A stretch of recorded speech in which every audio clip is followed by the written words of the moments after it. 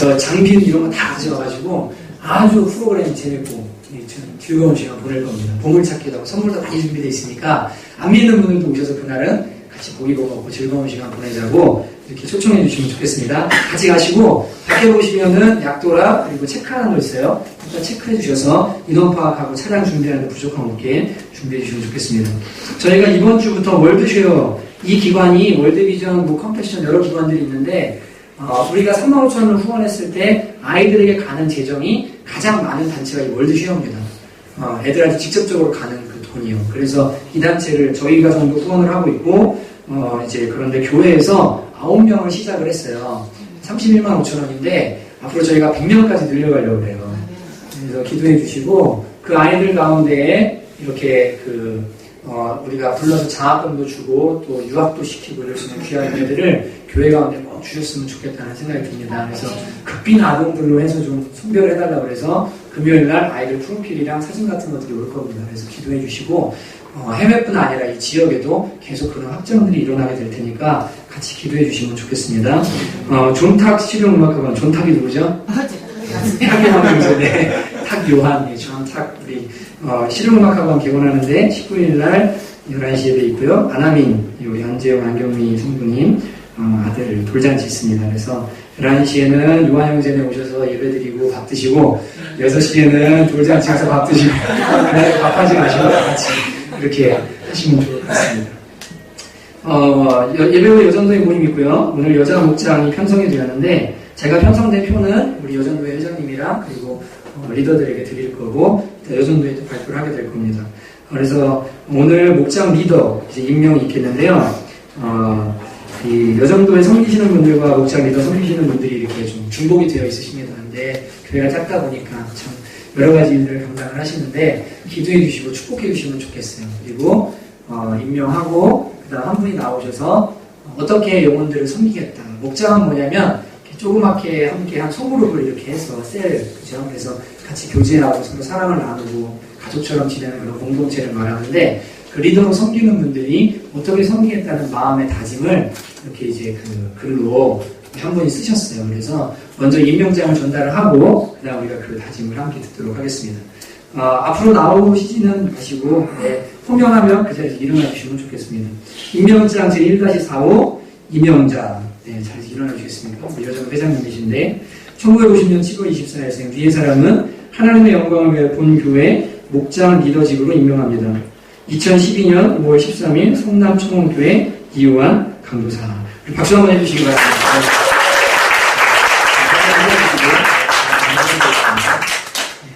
임명장 제1-5 김은숙 자리에서 일어나 주시면 좋겠습니다. 감사합니다.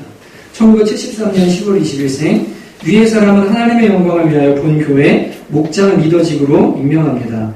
2012년 5월 13일 성남청원교회 이요한 강도사. 박수 한번 해주시기 바랍니다. 임명장 1-6호 이름 지소연 자리에서 일어나 주시죠. 네. 1976년 9월 13일생 위의 사람은 하나님의 영광을 위하여 본교회 목장 리더직으로 임명합니다. 2012년 5월 13일 성남청원교회 이유한 강도사. 박수 한번 해주시기 바랍니다. 1-7호 임명장 이름 안경미. 1977년 5월 22일생 위의 사람은 하나님의 영광을 위하여 본교회 목장 리더직으로 임명합니다. 2012년 5월 13일 성남청원교회 이요한 강도사. 오늘은 대표로 안경미 장님 나와서 계셨습니다. 요새 회춘하고 계시나요? 박수 한번 해주시면 되겠습니다. 목장의 네 분의 같은 마음입니다. 어떻게 섬기겠다는 그런 마음인데 서약하는 그런 글을 이렇게 은혜롭게 마음을 써왔어요. 그래서 올라오시죠? 네, 거기서 하시겠어요? 네, 그러면 같이 한번 박수로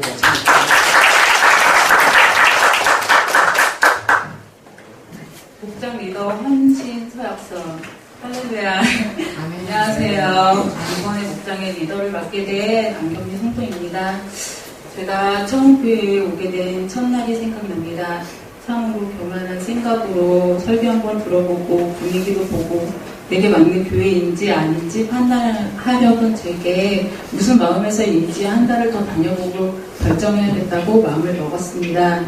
유아실에서 강도사님 설교가 귀에 잘 들어올 일도 없었고 그래서인지 크게 동요되지 않던 그때에 주님께서 마음을 만져주시는 계기가 있었습니다.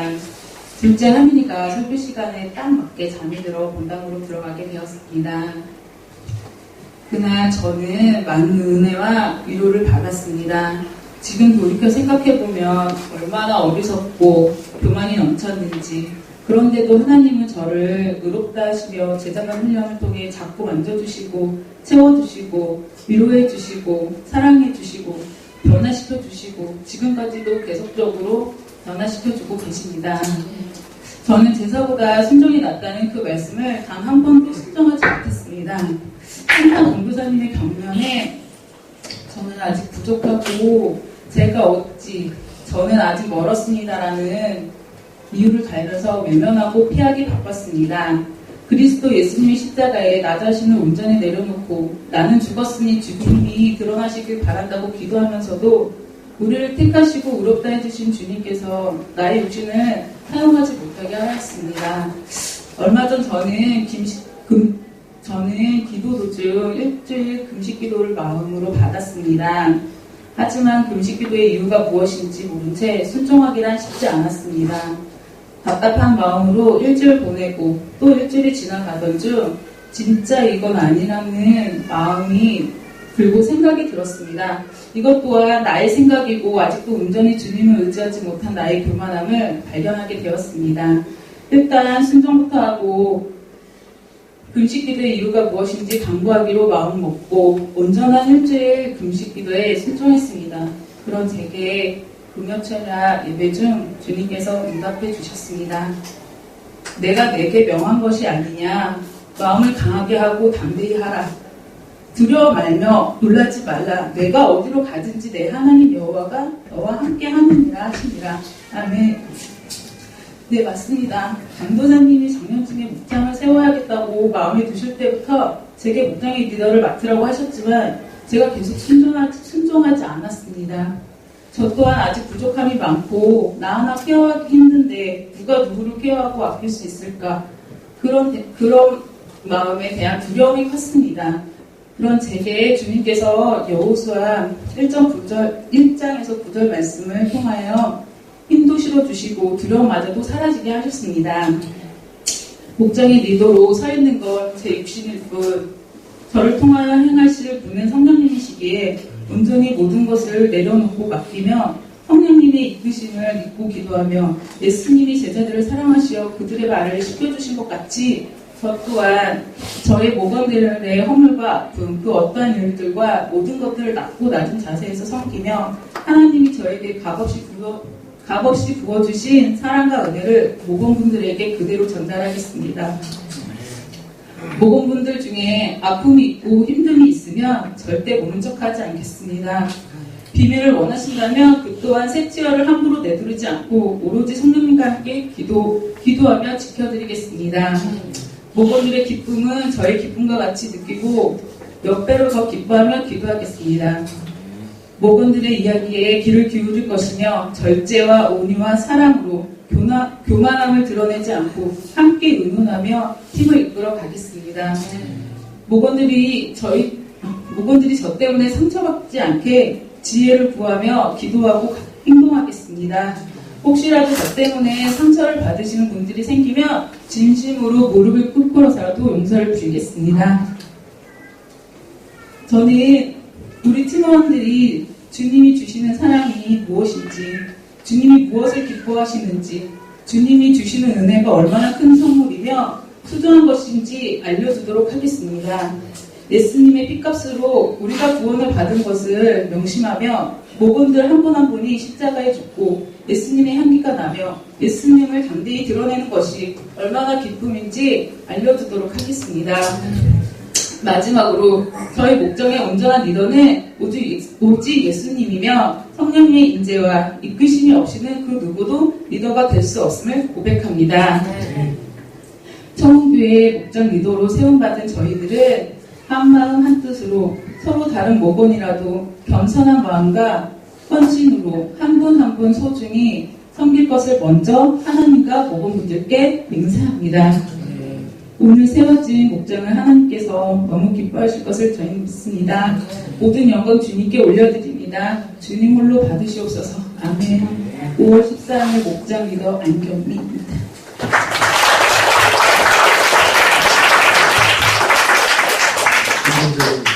네, 감사합니다.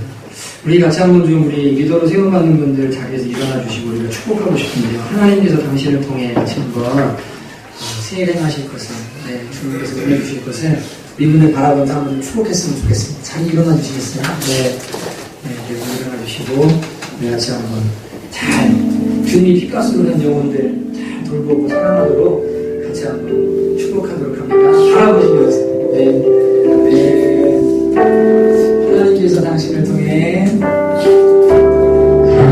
하나님께서 당신을 통해 메마른 땅에 샘물 나게 하시기를 가난한 영혼 목마른 영혼 당신을 통해 주 사랑하기 원하네 하나님께서 당신을 통해 메마른 땅에 샘물 나게 하시기를 가난한 영혼 목마른 영혼 당신을 통해 주 사랑하기 원하네. 자, 기도하겠습니다. 하나님 아버지, 그리스도 안에 일반 스승은 많지만 아비된 자는 없다고 하셨습니다. 하나님, 예수님이 핏값으로 산 주님의 사랑하는 교회, 그리고 성도들, 영혼들, 주님의 마음 가지고 어미의 마음 가지고 돌보며 사랑하며 기도하며 챙기며 믿음으로 양육할 수 있는 귀한 리더들 될 수 있도록 하나님께서 은혜를 내려 주시옵소서. 주께서 시험 가운데 늘 지켜보호하시고 하나님 시간과 마음을 들여 주께 헌신하오니 주님이 사랑하시는 교회를 이들도 사랑하며 주께 헌신하기로 결정하오니 이들의 삶을 대신 책임져 주시고 하나님께서 좋은 것들로 채워 주시옵소서. 주님의 사랑을 충만하게 부어 주시옵소서. 성령으로 함께 하시고 능력과 지혜로 주께서 기름 부어 주시옵소서. 영적인 권위를 허락하여 주옵소서. 기만한 대로 되어지는 귀한 역사 일어나도록 주께서 함께하여 주옵소서. 주님의 모든 것 감사드리고 예수님 이름으로 간절히 기도합니다. 아멘. 아멘. 이분들에게 우리 박수 한번 하도록 하겠습니다. 한 분들을 좀 더 축복하고 싶은데요. 어머님들이 오셨어요. 오늘 안경미 자매님의 어머님 보건사님 오셨는데 딸이 이렇게 주님 사랑하게 돼서 또 이 모습 보시러 보건사님 오셨고 또 우리 신욱이 어머님 갑자기 제 이름이 왜 이러죠? 네. 제가 종종 이래요. 네. 한혜성 성도님인데 성도님의 어머님 되시는 미국에서 지금 살고 계시는데 그분들 예배 함께 오늘 드리게 되셨습니다. 윤재 간사님 우리 친구분 홍석현 맞죠? 형제도 갖고 우리 같이 한번 특히 어머님들 두 분 통해서 우리 잘 오셨다고 사랑해요 축복해요 우리 거기 한번 하실까요? 네 하나 둘 셋 넷 사랑해요 축복해요 네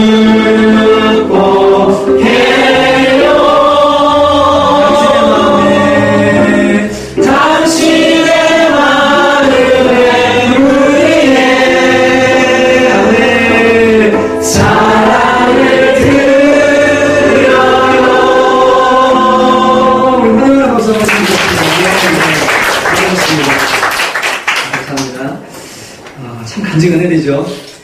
네, 앞으로 그 모델로 삼아야 될 것 같아요. 리더 생각하시는 분들 샘플로 삼아서 이거 가지고 쓰라고 이렇게 해야 될 것 같습니다. 오늘 하나님께서 우리에게 주시는 말씀 시편 95편. 시편은 성경책 그냥 이렇게 반을 쫙 가르시면 나옵니다. 시편 95편 구약성경 872페이지인데요. 1절부터 11절까지 제가 한 절, 성도님들 한 절 함께 읽도록 하겠습니다. 찾으신 줄로 믿고 제가 1절 읽겠습니다. 오라 우리가 여호와께 노래하며 우리의 구원의 반석을 향하여 즐거이 외치자. 우리가 감사함으로 그 앞에 나아가며 시를 지어 즐거이 그를 노래하자. 여호와는 크신 하나님이시오 모든 신들보다 크신 왕이시기 때문이로다. 땅의 깊은 곳이 그의 손안에 있으며 산들의 높은 곳도 그의 것이로다.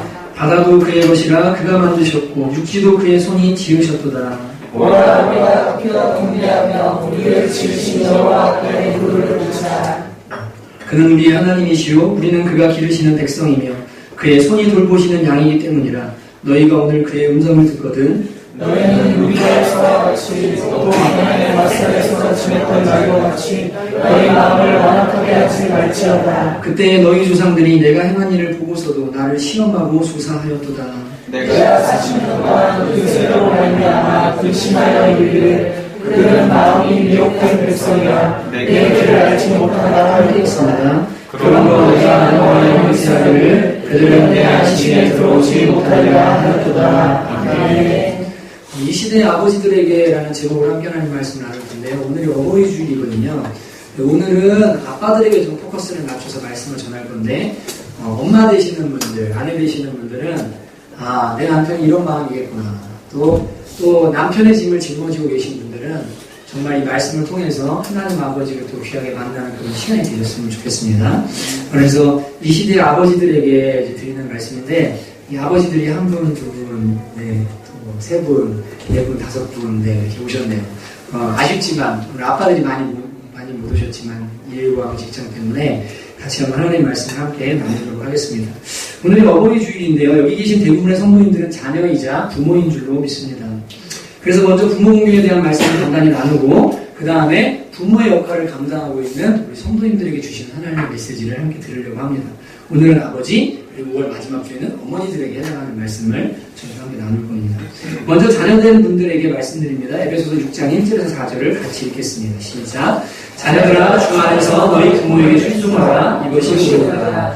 내 아버지와 어머니를 공경하라. 이것은 약속이 있는 첫 계명이니 이로써 내가 잘되고 땅에서 장수하리라. 또 아비들아 너희 자녀를 노엽게 하지 말고 오직 주의 교훈과 훈계로 양육하라. 이렇게 말씀하고 있습니다. 여기에 나오는 내 아버지와 어머니를 공경하라라는 단어는 성경에서 두 대상만을 위해서 사용합니다. 하나님을 공경하라. 그리고 부모를 공경하라. 카베드라는 이 단어는 다른 대상한테 쓰지 않고요. 하나님과 그리고 부모에게만 공경하라는 단어를 쓰는 거예요. 왜냐하면 10계명 1계명부터 4계명까지에 보면 하나님을 어떻게 공경해야 될지의 계명이 나오고 그 다음 첫 번째로 나오는 인간관계 속에서의 계명이 내 부모를 공경하랍니다.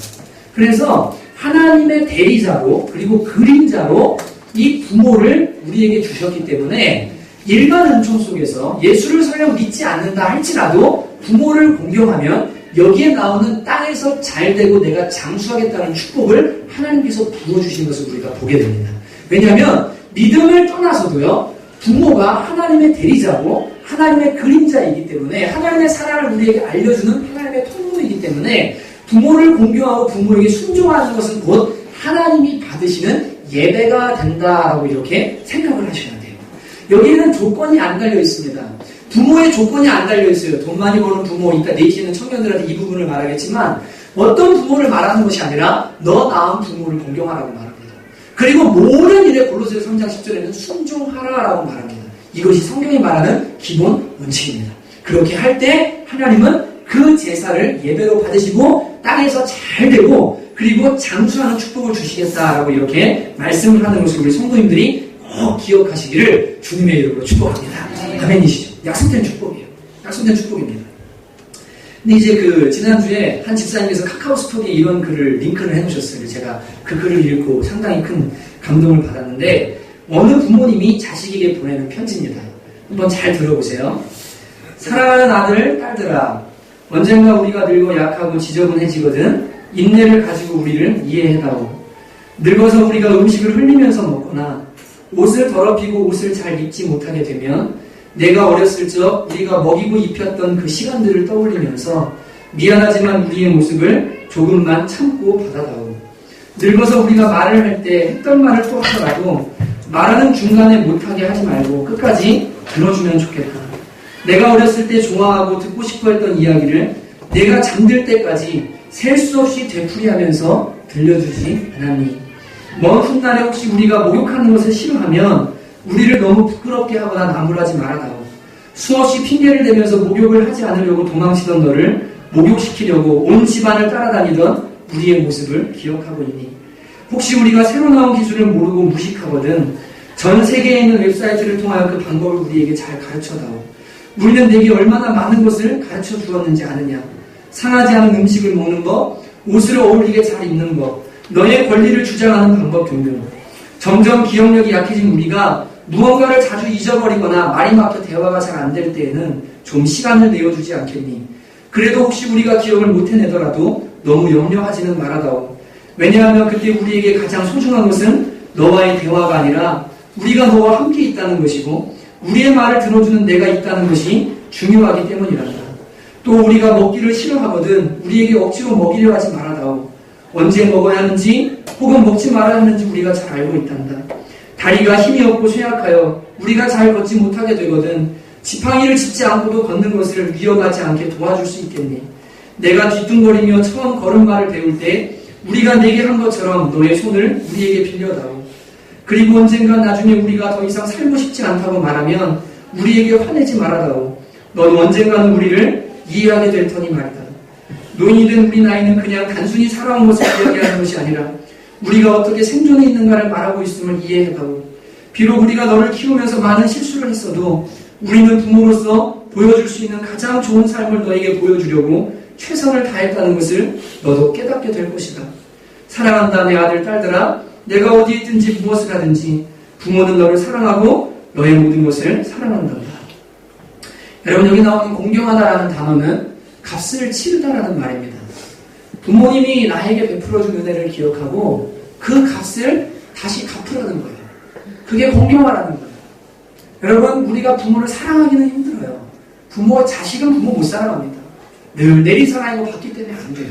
그러나 내가 받은 값을 기억하고 그 값을 부모에게 갚는 것, 그것이 공경이라고 성경이 가르치고 있습니다. 여러분, 부모를 공경하시기를 주님의 이름으로 축복합니다. 여러분, 자신의 부모님들에게 받은 은혜가 얼마나 큰지 깨닫고 효도하십시오. 나아가서 경비 아저씨든 박스를 줍는 할머니든 여러분, 그분들도 누군가의 부모입니다. 맞죠? 그죠? 한평생 자녀를 기르기 위해서 애쓰고 힘쓰면서 살아오신 분들이에요. 존경받아 마땅한 분들이고 머리가 흰 것 자체로 그 자리를 지킨 것 자체로 공경받아 마땅한 분들이 그분들인 것을 기억하시면서 여러분, 어른들을 공경하는 그런 참 그리스도인들 되시기를 주님의 이름으로 축복합니다. 네. 여러분, 이제 우리가 이렇게 부모님을 모시고 삽니다. 동시에 우리 여기 앉아있는 분들은 대부분 또 다른 부모의 위치에 이제 서 있는 게 사실이에요. 지난해 이제 소장을 강타한 책 중에 하나가 김남도 교수님의 아프니까 청춘이다라는 책이었습니다. 20대를 위한 멘토링 책이었죠. 20대 청년들에게 주는 희망의 메시지고 위로의 메시지였는데 경기 침체라 실업이라는 이 엄청난 아픔 속에서 청년들에게 아주 큰 도움을 주었던 그런 책이 아프니까 청춘이다라는 책이 있습니다. 근데 이 에이징 도서라고 해서 요새 나이대별로 맞는 출판 붐이 일어나고 있는데 지난 1월부터 2월까지 나온 책들의 동향을 이렇게 살펴보면 40대 남자를 위한 책들이 무려 10권이 넘게 출간이 됐어요. 근데 그 중에 제목이 이런 게 있습니다. 아프니까 청춘이다를 패러디한 것 같아요. 그냥 뭐라 그러면 이렇게 했습니다. 40대와 50대 중년을 위로하기 위한 책의 제목입니다. 아플 수도 없는 마흔이다. 아프니까 청춘이다가 아니라 아플 수도 없는 마흔이다. 이렇게 말했어요. 그리고는 김남도 교수님은 40, 50대 중년을 위해서 책을 지금 쓰고 있는데 책 제목이 이겁니다. 결리니까 중년이다. 네. 어깨도 결리고 몸이 결리고 아프니까 중년이다 라고 해서 중년의 고통을 위로하고 싶어서 책을 쓰고 있답니다. 그러면서 인터뷰에서 이런 말을 했습니다. 중년은 아파할 시간도 여유도 없어서 안으로 사귀는 것 말고는 해법이 없기 때문에 아프니까 청춘보다 더 깊은 성찰을 담으려고 노력한다라고 이렇게 인터뷰를 했어요. 여러분, 중년은 아프면 어떻게 되죠? 젊을 때는 아픔이 약이 되고. 몇 살이죠? 45살. 근데 우리나라 평균 수명이 이제 90세 가까이 간다고 하는데 45세면은 인생의 딱 절반이에요. 근데 45세에 퇴직을 하고 나면요, 앞으로 남은 인생의 절반을 내가 어떻게 살아야 되지? 라는 엄청난 고민과 두려움이 이 나이대의 아빠들에게, 아버지들에게 다가오는 것입니다. 태생이 돈 많은 집안에서 태어나서 혹은 일찍 성공해서 이런 걱정 안 하고 산다면 좀 괜찮을지 모르겠지만 아무리 돈이 많아도 힘듦이 없는 것은 아닙니다. 그죠? 돈 많은 집엔 가정의 자녀가 문제고요. 돈이 많아서 싸우고요. 이래 저래 돈 많아서 부부 사이가 좋을 줄 아는데 남편 바람나고요. 뭐 진짜 말할 수 없는 이 인생의 문제들이 진짜 많습니다. 대부분의 우리는 평범한 가운데서 이런 걱정과 두려움 가운데 살아가게 되죠. 문제는 남자들인데 남자들이 이것을 가정에서도 이 아픔들을 나누기가 힘들다는 거예요. 집에 들어가면 아무것도 모르는 자식들, 이제 저 같은 비슷한 나이, 기진이 기범이가 뭘 알겠어요, 걔네가. 야, 인생이 힘들다, 아빠 힘들으면 걔네 뭐 알까요? 마트 가면 장난감 사달라고 그러고 그냥 뭐 이러고 그냥 그 애들인데, 그런 자식들 바라보면 내가 조금 더 노력해서 이만큼 일어나야 얘네가 앞으로 인생을 잘 살 텐데, 이런 미안한 마음이랑 걱정이 드는 게 사실이고, 또 애들 키우느라 집안일하느라 정신없는 아내, 피곤한 아내를 바라보면 미안함과 함께 그 젊고 예뻤던 아내가, 맞죠, 남자분들? 나 따라서 이 고생을 하면서 있는데 내가 힘들다 그러면 얼마나 힘들까? 이러면서 말 못하는, 그리고 속으로 사귀어야 되는 그런 마음이 남자들에게 드는 거죠. 근데 이제 자식들이 좀 커요. 그래서 40대, 50대가 지나가는데요. 커서 자식들이 지 앞가림이라도 좀 잘했으면 좋겠어요. 근데 집에 들어가면 시험이 매일인데 밤새 오락하는 아들, 그리고 방에 들어가서 남자친구랑 통화 시작하면 막 1시간 넘게 통화하는 딸, 성적이 떨어져도 뭘 믿고 그렇게 당당한지 성적표를 아빠한테 딱 내밀고 도리어 짜증내는 그런 아들들, 가정 집안 환경 생각 안 하고 메이커 사달라고 조르는 자녀들, 막 이런 거 보면 아빠 입장에서 애들한테 마음을 쏟아놓을 수도 없고 막 진짜 이 힘든 책임감, 짐들 이런 것들은 마음속에 막 다가오는데 어떻게 출구가 없는 거예요. 해결책이 없는 겁니다. 여러분, 그래서 마흔 될 때에 일어나는 많은 일들이 뭐죠? 바람이에요, 바람. 여자분들은 남편을 잘 이해하셔야 돼요. 그때 왜 남자들이 바람을 피냐면요, 기질상 바람둥이도 있습니다. 근데 여러분, 진짜 이 짐이 너무너무 무겁고 어떻게 해결할 수 없는 이런 것들을요 풀고 싶은데 술 혹은 여자 이런 것들 찾는 거 예수 모르니까요. 그렇게 하면서 견뎌내지 않은 본인이 이걸요 어떻게 폭발할 것 같은데 견디지를 못하니까 그런 일들이 일어나는 걸 우리가 많이 보게 됩니다. 거기에 더해서 부모의 죽음을 경험하게 되면 인생이 진짜 험하다는 걸 경험하기 시작해요. 이 나이대가 다 그렇습니다. 거기다가 본인의 건강에 이제 조금씩 이상이 오죠. 20대, 30대에는 내가 맘먹은 대로 다 움직일 수 있었어요. 근데 시간이 지나면서 점점 내 몸이 아니구나, 이걸 이제 깨닫게 됩니다. 그러면서 걱정이 다가오고 막 이제 우울함도 다가오게 돼요. 그래서 어떤 분들은 이런 마음이 든대요. 남자분들이, 우리 교회 그런 분 있는지 모르겠는데 노 하나 가지고 망망대해에서 배를 젓고 있는 것 같은 느낌이 든대요. 어디로 가야 되는지도 모르겠고 살기 위해서 노를 젓기는 져야 되는데 내가 어떻게 해야 되냐 도저히 모르겠다, 이런 고독감과 외로움이 남자들에게 다가온다는 겁니다. 그래서 어떤 사람은 우울증이 다가오고 짜증이 막 올라오고 모든 게 싫어지고, 그리고 막 언제 터질지 모르는 그런 위기감과 분노 같은 것들이 마음속에 막 일어나는 거예요. 그래서 여자분들이 남편을 볼 때 지금 남편이 뭔가 작은 일인데 막 짜증을 내고 막 무언가 막 힘들어하고 막 이런 것들을 보면 저 사람 왜 저래, 그냥 이런 문제가 아니라 지금 무언가 마음이 힘듦이 있구나, 이런 것들을 바라봐 줘야 됩니다. 이해해 줘야 돼요. 그리고 대화할 수 있어야 됩니다. 근데 이제 여러분, 이런 아픔들, 이런 거 흔히 중년의 위기라고 말하는데 이 시대 아빠들이 겪는 인생의 고민들과 아픔들이 여러분 단순히 남자분들만의 것은 아니고 여기 계신 여성분들, 그리고 우리 모든 부모의 자리에 있는 사람들의 그런 아픔인 것을 우리가 경험하게 됩니다. 그죠? 다 책임감 느끼시죠? 그리고 엄마들도 아프지도 못하잖아요. 애들 때문에 밥 차려야죠, 도시락 싸줘야죠, 보내야죠, 공부시켜야죠. 이런 책임감들로 우리가 이제 막 살아가는 거예요. 어떤 사람들은 그럴 때 휴식 취해라, 여가 활동해라, 자신만의 시간을 가져라, 독서 많이 해라, 연륜을 쌓아라, 비슷한 사람들과 고민을 나누라, 혹은 네가 안 바빠가지고 잡생각하는 거다, 그러니까 바쁘게 살아라, 막 이렇게 독하게 막 말을 하는 사람도 있는데, 그런다고 마음이 해결되면 다행인데 그렇지 않은 것이 대부분입니다. 다 일리 있고 좋은 방법일 수는 있는데 여러분, 우리 그리스도인들은 성경이, 그리고 하나님이 우리에게 뭐라고 말씀하시는가를 들어야 될 줄로 믿습니다. 오늘 시편을 지은 다윗은 우리에게 이런 조언들과 다른 세상에 주는 조언들과 다른 권면을 우리에게 하고 있어요. 다윗은 여러분이 잘 아시다시피 정말 고난을 많이 겪은 사람이었습니다. 15살쯤에 골리앗을 쳐서 죽였죠. 그죠? 그리고는 이스라엘의 일대 스타로 떠올랐어요. 그리고는 잠시 왕의 인정과 나라의 인정을 받았다가 광야로 쫓겨납니다. 그리고는 20대와 30대 초반의 황금 같은 시간을 어디서 보내냐면 다 그 이스라엘 광야에서 보내요. 그것도 600명의 비류라고 말하는 깡패, 조폭, 막 이렇게 사회에서 막 나고자들 이런 사람들 모인 사람들과 함께 그 광야에서 무려 15년여 그런 기간들을 이 다윗이 보내게 됩니다. 황금들을 거기서 보내요. 그리고 아픔도 많았고 눈물도 많았고 멸시와 천대도 받고 그런 진짜로 눈물 나는 광야의 시간을 겪으면서 무려 죽음의 위협을 몇 번이나 겪냐면 7번이나 겪게 됩니다. 사울이 다윗을 죽이려고 창을 던져서 벽에다 꽂으려고 했던 사건이 2번이 있었고요. 그 다음에 집에 사람들을 보내서 미가엘과 결혼했는데 사울의 딸과 생리별하게 되죠. 잡아 죽이려고 하니까 창틀을 타고 내려가가지고 도망갔던 사건이 한 번 있었고요. 그 다음에 블레셋으로 도망갔다가 살려고 거기서 이 왕이 이 사람 다윗 아니냐, 골리앗을 쳐서 죽인 사람 아니냐, 죽여야 된다 그래서 침을 여기다 막 흘리면서 미친 척을 하고 그렇게 간신히 미친 척을 해서 살아나왔던 적이 한 번 있었고요.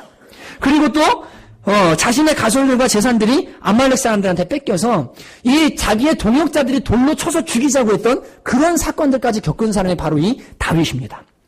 근데 이런 인생을 살았던 다윗, 인생의 쓴맛을 깊이 본 다윗이 노래한 시편 가운데 인생의 노년에 아들 압살롬이 반역을 일으켜서 유다강을 건너서 쫓겨나가고 있는 그 상황 속에서 지은 시가 시편 3편입니다. 근데 한번 같이 읽어볼까요? 5절에서 6절 시작. 내가 누워 자고 깨었으니 여호와께서 나를 붙드심이로다. 천만인이 나를 애워싸 진친다여도 나는 두려워하지 아니하리이다.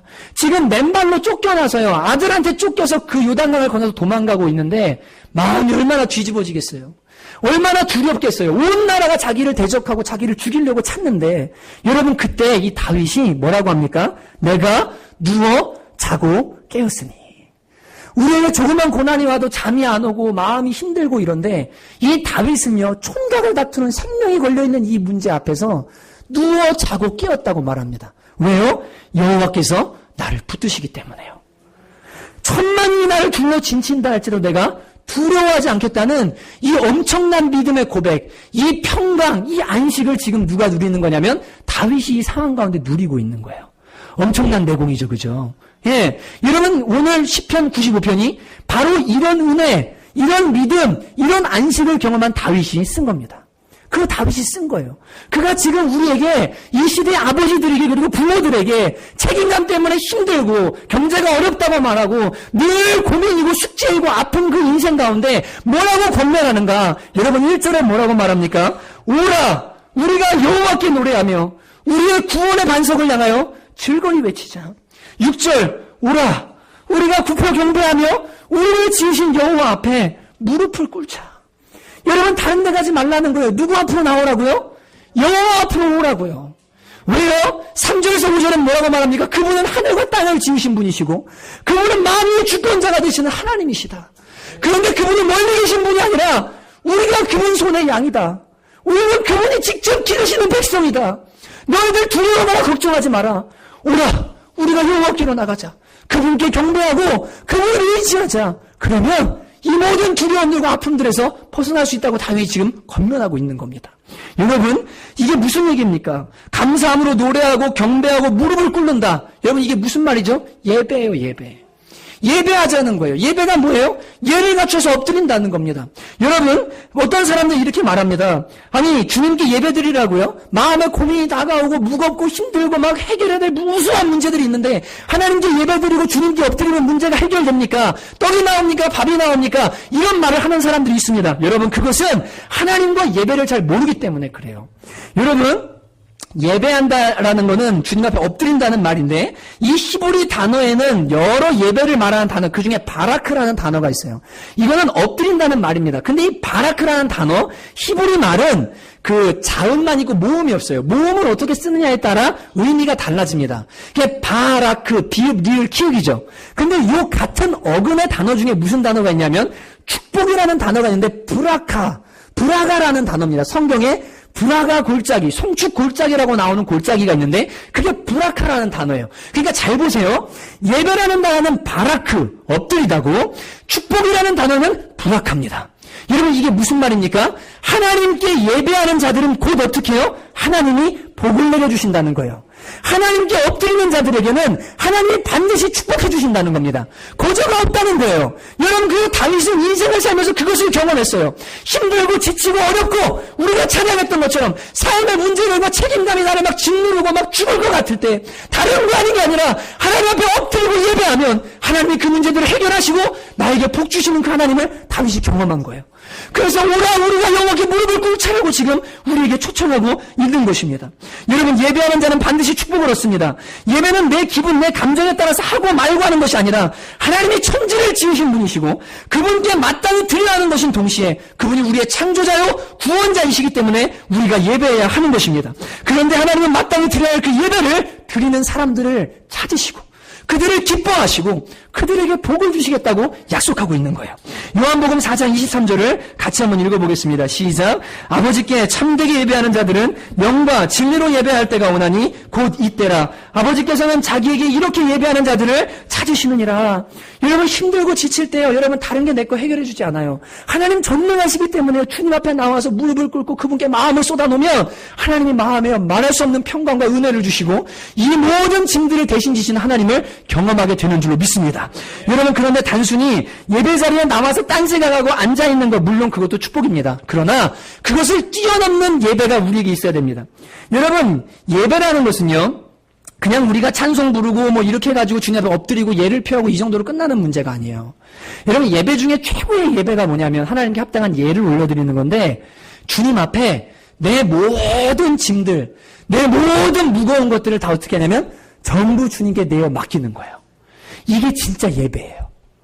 예배에 둘이 올 때 내 의를 의지하고 내 힘을 의지하고 제가 하나님 와서 예배 드립니다. 1시간만 예배 드리는데 저 복 주세요. 나머지는 내 힘으로 삽니다. 이게 아니라 주님 나는 어린아이입니다. 나는 아무것도 못합니다. 주님 이 책임감 내가 책임져야 이 모든 것들 나는 어렵습니다. 주님이 대신 져주세요. 하나님 제 아버지시잖아요.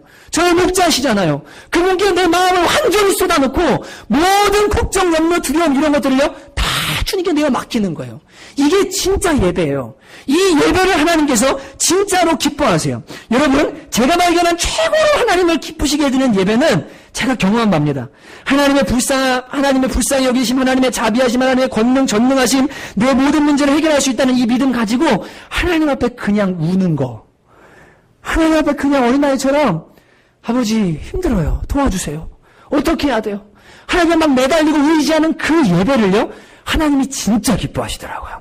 베드로전서 5장 7절을 우리 같이 한번 읽어보겠습니다. 시작. 너희 염려를 다 주께 맡기라. 이는 그가 너희를 돌보심이라. 아멘. 여러분 염려, 걱정, 두려움 이런 거 다 주님께 어떻게 해요? 던져버리라는 거예요. 맡기라는 거예요. 여러분 가족, 자녀, 미래, 내 힘으로 감당하기 어려운 짐들 아빠가 염려한다고 여러분 그거 해결됩니까? 자녀에게 집착하고 염려한다고 자녀가 바뀌던가요?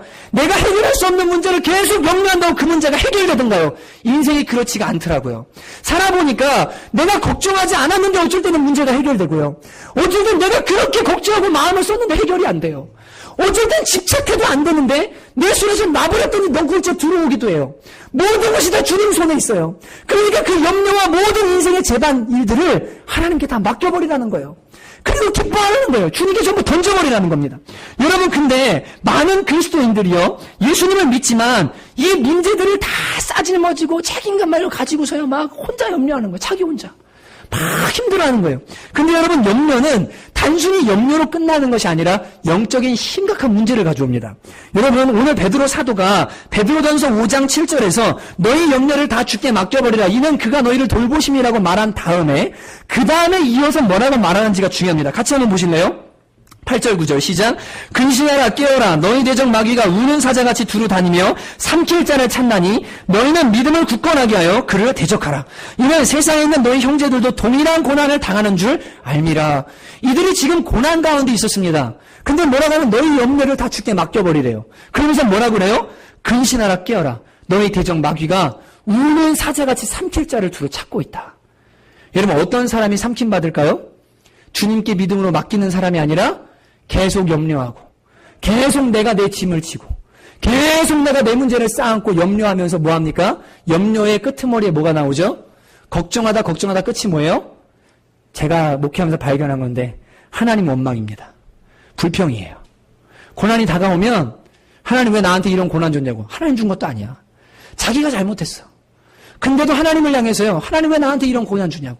염려하면서 뭐라 그럽니까? 하나님 왜 이렇게 아프고 힘들게 하냐고. 그러다가 그 마음에 결국이 뭐예요? 마음의 완악함으로 가는 거예요. 사단이 그것을 사용하는 거예요. 그래서 빨리빨리 염려와 걱정과 책임감과 두려움 이런 마음들이 들면 어떻게 하냐면 주님 앞에 바짝 엎드려야 돼요. 그 하나님께 전부 맡기는 거예요. 하나님 해결해달라고. 그리고 이제 내 문제가 아니라고 주님께 전부 드리는 거예요. 여러분 이걸 오늘 본문에서도 우리가 발견하게 됩니다. 여러분 95편에 뒷부분 보십시오. 7절. 그는 우리의 하나님이시요 우리는 그가 기르시는 백성이며 그의 손이 돌보시는 양이기 때문이라. 그 다음에 보세요.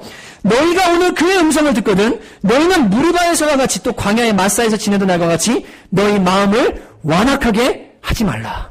이게 무슨 말입니까? 광야에서 주님이 만나 먹여주시고 다 책임져 주시고 옷이 헤어지지 않도록 주님이 다 책임져 주셔서 길러주셨어요. 그런데 물이 없었어요. 3일 동안 물을 못 먹었어요. 그랬더니 이들이 어떻게 했습니까? 하나님을 향해서 불평하고 염려했어요. 원망했어요. 우리 죽는다고 막 그랬어요. 하나님께. 근데 이 삶이 반복되다가 가나안 땅 앞에 가서도 우리는 메뚜기 갖고 이스라엘 저 가나안 땅의 사람들은 다 장군들인데 우리 죽는다. 하나님 우리 죽이려고 그런다. 염려가 지나쳐서 하나님을 향해 원망하고 불신이 쌓이다 보니까 어떻게 됩니까? 가나안 땅에 들어가지 못하게 된 거예요. 11절 보실래요? 그러므로 내가 노하여 맹세하기를 그들은 내 안식에 들어오지 못하리라 하였도다. 하나님이 주시는 평안, 하나님이 주시는 평강, 주님이 주시는 복 이런 것들을 받아 누리지를 못하고 계속 염려하고 계속 주님을 향해 불평하고 원망하는 삶의 반복의 결과가 결국 주님의 안식에 들어가지 못하도록 만들었다고 다윗이 우리에게 권면하고 있는 것을 보게 되는 것입니다. 여러분 예배의 반대는 불평이고 원망입니다. 원망과 불평은 마음을 사단에게 내어두게 되고 결국은 완악한 마음을 갖게 만듭니다. 그러나 하나님께 내어 맡긴 자에게는 평강과 평안 그리고 주님이 주시는 안식이 주어지게 되어 있어요. 그래서 여러분 예배가 그리고 주님의 무릎을 꿇는 것이 정말로 아무것도 아닌 것 같지만 우리가 예배하는 대상이 천지를 지으신 하나님이시기 때문에 하나님이 내 안에 평강 주시고 주님이 내 안에 이 모든 문제들을 해결할 수 있는 문제를 뛰어넘으신 능력도 하나님이 주실 수 있다는 이 믿음을 가지고 우리는 모든 상황 속에서 뭐예요? 모든 문제들을 가지고 하나님 앞에 나가는 거예요. 예배하는 거예요. 이것이 우리가 이 시대 아버지들 꼭 해야 됩니다. 그래서 베드로 사도는 너희가 거룩한 손들을 들고 남자들이 처처에서 기도하기를 원한다. 예, 곳곳에서 이 손 가지고 술 마시고 예, 스트레스 풀려고 다른 짓 하는 게 아니라 하나님을 향해 이 거룩한 손을 들고 기도하기를 원한다고 말하고 있는 것을 성경을 통해서 발견하게 되는 겁니다. 여러분, 제가 이제 우리 타교환 형제님 아버님 얘기를 좀 하고 싶어요. 아버님께서 이제 지지난 월요일날 올라오셨어요. 요한 형제 학원이 이제 곧 개원이 됩니다. 근데 아시다시피 요한 형제가 예전에 한번 아픔이 있었어요. 아프니까 청춘이어가지고 20대에 학원을 맞죠? 20대죠? 몇 살이었죠? 네, 학원을 오픈을 했다가 그때 크게 손해를 봤나요? 몇 천만 원? 네, 몇 천만 원. 크네요. 네. 손해를 본 적이 있어요. 근데 이번에 이제 장로님이신데 올라오셔서 학원을 어떻게 하는데 도움을 줘야 되나, 어떻게 해야 되나, 이것 때문에 이제 고민이 되셔서 이제 올라오셔서 요한 형제가 받은 학원 자리도 보고 이렇게 하면서 이제 오셨는데 식사를 같이 하면서 하시는 말씀이 그냥 다 정리하고 여기 부산으로 내려왔으면 좋겠다고. 왜냐면 아버님이 장례업 쪽에 계시는데 부산에서 이렇게 탁 장로님 장례 이렇게라고 그러면 모르는 사람이 교회 쪽에서는 없을 정도로 그렇게 많이 잘 인맥을 쌓아놓으셨더라고요. 그래서 누가 아들이 이거 와서 받아가지고 했으면 좋겠다는 마음이 드신다고 식사를 하시면서 그러는 거예요. 그러면서 이번에 학원을 하다가 저는 작게 교습소를 할 줄 알았는데 학원이 커졌는데 하다가 이게 이제 망하게 되면 이제 우리 집안은 큰일 납니다. 예, 라고 하시면서 너무너무 걱정이 되고 마음이 이렇게 그러신 것을 얘기를 이제 하시더라고요. 그리고는 같이 식사하고 이제 내려가셨는데 새벽 예배를 장로님이 매일 하시는 분이세요. 근데 제가 은혜를 받은 것은 이 장로님이 저한테 그러시더라고요. 벌이가 나쁜 건 아닌데 제가 장로기 때문에 교회에다가 항상 해야 될 부분이 있습니다. 교회 돌보고. 그래서 얘 마음껏 도와주지 매달 마음껏 도와주지 못하는 부분이 있어서 참 마음에 고민이 많다라고 이렇게 얘기를 하시더라고요. 진짜 제가 이렇게 말씀을 나누면서 주님 사랑하시는구나 그런 거 많이 느꼈어요. 근데 내려가셔가지고요. 이 장로님이 이제 하나님 앞에 결단을 하고 기도를 하신 거죠. 어떻게 해야 되나. 근데 하나님 앞에 기도하고 하나님 앞에 이 문제를 내놓고 그리고 어떻게 했냐면 기도의 끄트머리에 아들의 학원과 아들의 인생 전체에 대한 부분을 하나님께 완전히 내려놨다고 말씀을 하시더라고요. 그리고 지난주에 전화가 왔어요. 그리고는 강도사님 헌금을 좀 하고 싶습니다. 100만 원을 이제 보내주셨거든요. 저희가 그래서 지난주에 바카스 전도하고 그랬잖아요. 근데 하시면서 하시는 말씀이 제가 이 헌금은 이제 요한이는 제 아들 아닙니다. 저 하나님께 다 맡겼습니다. 그리고 너무 감사한 건 지금 수천만 원을 대출받아서 이 학원을 진행을 하는데 여러분 기도 많이 해주세요. 아시겠죠? 예, 무조건 음악 배우는 사람 일로 다 보내주셔야 돼요. 예, 근데 마음이 평안하대요. 주님께 맡기고 나니까 걱정이 안 된대요. 하나님이 하실 것이 기대가 된대요. 그리고 잠이 오기 시작한대요. 너무 감사하더라고요. 여러분 하나님께 여러분 문제를 맡긴다는 것이요. 진짜 이게 가능한가 불가능한가 여러분 해본 사람은 알아요. 건강, 자녀, 내가 책임져야 될 가족 이런 모든 문제들을요. 주님께 진짜로 딱 내어 맡겨놓고 내 손에서 완전히 주님께 던져버리고 나서 느끼는 그 자유함. 하나님께 완전히 맡겨놓고 나서 그 다음 내가 누리는 그 은혜, 평강. 여러분 이것이 성경에서 말하고 있는 말인데 거짓말이 아니고 지금도 예수님을 따르고 주님 앞에 엎드리는 자들은 이것을 누리고 있는 것을 꼭 믿으시기를 바랍니다. 여러분 이 시대 아버지들 기억하세요. 여러분 힘들고 지치시죠. 직장 생활하는 거 어렵습니다. 자녀 기르는 거 어렵습니다. 엄마들도 마찬가지입니다. 여러분 근데 그때 어렵고 힘들고 그때 주님 앞으로 나오셔야 돼요. 그리고 기도하셔야 돼요. 여러분 예배하셔야 됩니다. 그래서 하나님 앞에 모든 염려와 걱정과 책임감들을 다 내어 맡기고 주님 주신 인생을 주님이 주시는 기쁨으로 살아가는 성도들 되시기를 주님의 이름으로 축복합니다. 여러분 제가 설교 준비를 하면서 그 마음병을 알고 있습니까? 라는 책에 소개를 하는 글을 보게 됐어요. 근데 그 글에 마음병을 알고 있는 남자들이 많나 봐요. 댓글이 254개가 달렸더라고요. 그래갖고 제가 이 시대 남자들은 무슨 생각을 하나 궁금해가지고 254개의 댓글을 다 읽었습니다. 계속 다 하면서 막 한 90몇 페이지 넘기면 다 읽었는데 거기에 이런 글들이 나오더라고요. 대부분의 사람 마음들이더라고요. 첫 번째는 이 글이 눈에 띄었어요. 네이버 책 속에 이렇게 많은 지식된 댓글이 달린 것은 처음인 것 같습니다. 그래서 책을 소개하는 페이지, 짧은 페이지인데 거기에 나도 막 이렇게 댓글을 담기 이렇게 많은 건 처음인 것 같아요. 그 다음에 뭐라고 그러냐면 이렇게 말합니다. 문득 낯선 곳에서 우두커니 살고 있었다. 예, 아이디는 말 안 하겠습니다. 자기가 인생 지나보니까 문득 낯선 곳에서 우두커니 살고 있더래요. 또 40되어 10억 자산 없으면 노예 인생이라는데 살아보니 정말 그런 것 같습니다. 예, 또 나도 내년이면 40인데 좀 두렵네요. 몸도 마음도 조금만 아파도 큰 병인가 싶고 애들은 어리고 막막합니다. 또 어떤 분은 30에 들어설 때는 의욕과 설레임이 앞섰지만 40에 들어서니 지금엔 걱정과 두려움이 앞서는군요. 40을 맞을 준비가 안 되어서 그럴지도. 또 이 마지막 이분의 글이 제 마음에 좀 이렇게 다가왔어요. 앞으로 나아갈 수도 뒤로 물러설 수도 없는 40. 나는 그냥 지금 있는 이 자리만이라도 지켰으면 좋겠습니다. 자꾸 약해지네요. 뭔가 할 수 있다는 자신감은 없어지고 흩날리는 벚꽃이 39대와 다르게 슬픕니다. 이제 막 시작된 내 나이 40의 시간이 하루가 또 갑니다. 그게 점점 인생 살면서 약해지고 힘들어지고 그런 자신을 발견한 사람들의 글을 보게 됐습니다. 근데 예수 믿는 한 분이 딱 글을 올렸더라고요. 254명 중에 한 사람. 제가 읽어드릴게요. 40대 부록이죠. 혹하는 것이 없이 안 흔들린다는 말입니다. 인생에 대한 많은 데이터가 축적되어 이제는 질풍노도, 좌충우도를 후배들에게 넘겨주고 사람과의 관계, 목표의식, 세계관, 가족관이 균형을 잡아 인생 대장정의 깊이가 새록새록 깊어지는 시기죠. 30대부터 틈틈이 꾸준히 운동을 해두었더니 운동하시기 바랍니다. 아빠들 헬스장 끊어주세요. 예전보다 힘도 체격도 좋아지고 밝아지고 늠름해지고 긍정적이 되어갑니다. 참고로 저는 25세에 예수님 제대로 믿고 술, 담배, 여자관계 끊고 건전하게 살아온 사람입니다. 더 늦기 전에 꼭 예수님을 만나보시기를. 그리고 끝에 이렇게 썼어요. 행복이 새록새록하답니다. 253명은요. 맞아요. 힘들어요. 약해져요. 괴로워요. 근데 예수님을 마음에 모신 사람 주님 앞에 엎드린 이 사람 뭐라고 말합니까? 이들은 질풍노도의 시기고 외로움의 시기고 망망대해라고 말하는데 아니라고. 주님 안에 있으면 사람과의 관계, 세계관, 가족관, 인생관 이런 것들이 딱 자리를 잡아서 마흔, 부록 어떤 것에도 유혹받지 않고 흔들리지 않고 인생을 정진할 수 있는 깊이가 있는 나이가 도리어 마흔이다. 누구 안에 있으면요?